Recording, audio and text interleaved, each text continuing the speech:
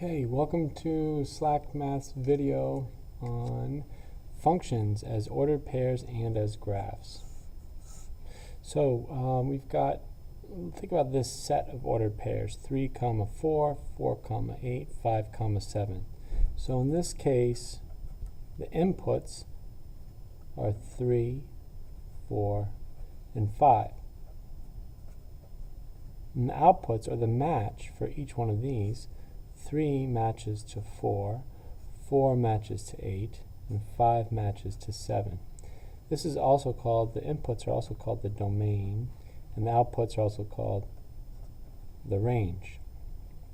So this is a function because every element in the domain maps to one element in the range. Here's another example. The set of inputs, or the domain, and then you've got a set of outputs, or the range. You've got -3 matches to 6, -4 matches to 7, and -3 also matches to 8. So what's happening here? Well, this element in the domain matches to more than one element in the range. Therefore, this is not a function. Okay. It's still a relation, just not a function. Here's some just kind of involving some, instead of numbers as objects, we'll just have people here. So the operation is, or the way we're matching is sees. So Rick sees Sally.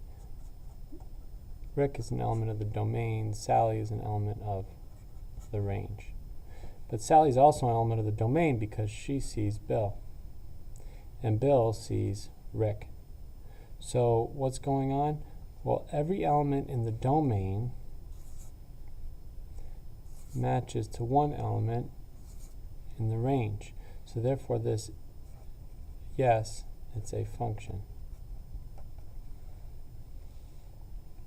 Rick sees Emma, Emma sees Rick. That's no problem. Rick matches to 1, Emma matches to 1.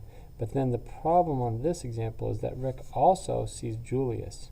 So Rick matches to Emma,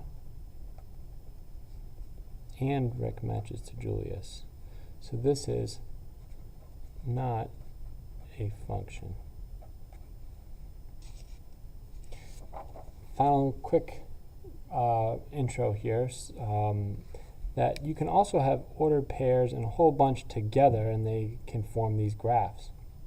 In this case, you've got kind of a, it's actually called a parabola, or that's what it's meant to be, and this one is a sideways facing one.